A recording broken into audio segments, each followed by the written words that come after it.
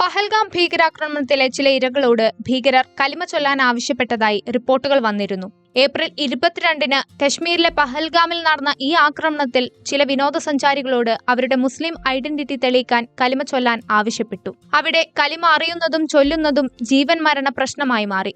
ഈ ഭീകരാക്രമണത്തിൽ 26 വിനോദസഞ്ചാരികൾക്ക് ജീവൻ നഷ്ടപ്പെട്ടു. എന്താണ് ഈ കലിമ അല്ലെങ്കിൽ ഷഹാദ?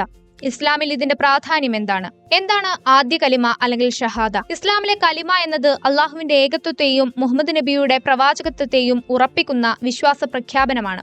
എല്ലാ മുസ്ലിങ്ങൾക്കും കലിമ അറിഞ്ഞിരിക്കേണ്ടത് അത്യാവശ്യമാണ്. കാരണം ഇത് ഇസ്ലാമിക വിശ്വാസത്തിന്റെ അടിത്തറയെ പ്രതിനിധീകരിക്കുന്നു.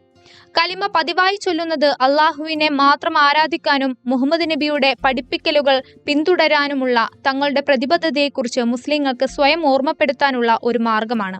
മുസ്ലിങ്ങൾക്ക് വ്യക്തിപരമായ ചിന്തയിലും വിശ്വാസത്തിന്റെ പരസ്യമായ സ്ഥിരീകരണത്തിലും ഇത് നിർണായക പങ്ക് വഹിക്കുന്നു എന്ന് പറയപ്പെടുന്നു. ഇസ്ലാമിൽ 6 കലിമകളുണ്ട്. ഓരോന്നിനും അതിൻ്റെതായ പ്രത്യേക ലക്ഷ്യവുമുണ്ട്. ഈ പ്രാർത്ഥനകൾ ഇസ്ലാമിക വിശ്വാസങ്ങളുടെ അടിസ്ഥാനപരമായ പ്രകടനങ്ങളാണ്. അവ വിശ്വാസത്തിന്റെ വിവിധ വശങ്ങളെ ഉൾക്കൊള്ളുന്നു. അള്ളാഹുവിന്റെ കരുണ, സംരക്ഷണം, മാർഗനിർദ്ദേശം എന്നിവ തേടുന്നു. ഒന്നാമത്തെ കലിമ, കലിമ ത്വയ്യിബ്, വിശുദ്ധി. ഇസ്ലാമിക വെബ്സൈറ്റുകളിൽ പറയുന്നതനുസരിച്ച് കലിമകൾ ചൊല്ലുന്നത് മുസ്ലിങ്ങളെ അവരുടെ വിശ്വാസപരമായി ബന്ധം പുലർത്താനും അള്ളാഹുവിലുള്ള ഭക്തി വർദ്ധിപ്പിക്കാനും സഹായിക്കുന്നു.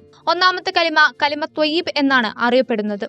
ഇത് അള്ളാഹുവിന്റെ ഏകത്വത്തെയും മുഹമ്മദ് നബിയുടെ പ്രവാചകത്വത്തിന്റെ അന്തിമതയെയും പ്രഖ്യാപിക്കുന്നു. ഇത് ചൊല്ലുന്നതിലൂടെ ഒരു മുസ്ലിം അള്ളാഹു അല്ലാതെ മറ്റൊരു ദൈവമില്ലെന്നും മുഹമ്മദ് നബി അവന്റെ ദൂതനാണെന്നും ഉറപ്പിക്കുന്നു. ലാ ഇലാഹ ഇല്ലല്ലാഹു വഹ്ദഹു ലാ ശരീക ലഹു ലഹുൽ മുൽക്കു വലഹുൽ ഹംദു വഹുവ അലാ കുല്ലി ഷൈഇൻ ഖദീർ വഅശ്ഹദു അന്ന മുഹമ്മദൻ അബ്ദുഹു വറസൂലുഹു. രണ്ടാമത്തെ കലിമ, കലിമ ഷഹാദ, സാക്ഷ്യം.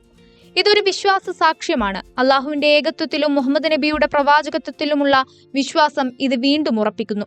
ഈ കലിമ പലപ്പോഴും ചിന്തയുടെ നിമിഷങ്ങളിലും ഒരാൾ ഇസ്ലാം സ്വീകരിക്കുമ്പോഴും ചൊല്ലുന്നു. മൂന്നാമത്തെ കലിമ, കലിമ തംജീദ്, മഹത്വപ്പെടുത്തൽ. ഈ കലിമ അള്ളാഹുവിന്റെ പൂർണ്ണത, പരമാധികാരം, മഹത്വം എന്നിവയെ പ്രകീർത്തിക്കുന്നു. നാലാമത്തെ കലിമ, കലിമ തൗഹീദ്, ഏകത്വം. ഈ കലിമ അള്ളാഹുവിന്റെ ഏകത്വത്തിലുള്ള വിശ്വാസത്തെ ബലപ്പെടുത്തുന്നു. അള്ളാഹുവിന് പങ്കാളികളില്ലെന്നും ഇസ്ലാമിക ഏകദൈവ വിശ്വാസത്തിന്റെ കേന്ദ്ര സിദ്ധാന്തത്തെ ഇത് ഊന്നിപ്പറയുന്നു. അഞ്ചാമത്തെ കലിമ, കലിമ അസ്തഗ്ഫിർ, പശ്ചാത്താപം. ചെയ്ത ഏതെങ്കിലും പാപങ്ങൾക്ക് മാപ്പ് ചോദിക്കുന്നതിനും പശ്ചാത്താപത്തോടെ അള്ളാഹുവിലേക്ക് മടങ്ങുന്നതിനുമുള്ള ഒരു അപേക്ഷയാണിത്. ഈ കലിമ വിനയത്തിന്റെയും ദൈവിക കാരുണ്യത്തിനായുള്ള ആവശ്യകതയുടെയും പ്രാധാന്യം പ്രതിഫലിപ്പിക്കുന്നു. ആറാമത്തെ കലിമ, കലിമ റദ്ദെ കുഫ്ർ, അവിശ്വാസം നിഷേധിക്കൽ. ഇതൊരു പ്രാർത്ഥനയാണ്. ഇതിലൊരു മുസ്ലിം എല്ലാത്തരം ബഹുദൈവ ആരാധനയെയും നിരാകരിക്കുകയും ഏകനായ സത്യദൈവമായ അള്ളാഹുവിനോടുള്ള കൂറ് പ്രഖ്യാപിക്കുകയും ചെയ്യുന്നു. കലിമകൾ ഇസ്ലാമിൽ വലിയ പ്രാധാന്യം അർഹിക്കുന്നുണ്ട്. കാരണം അവ വിശ്വാസത്തിന്റെ കാതലായ കാര്യങ്ങളെ ഉൾക്കൊള്ളുന്നു.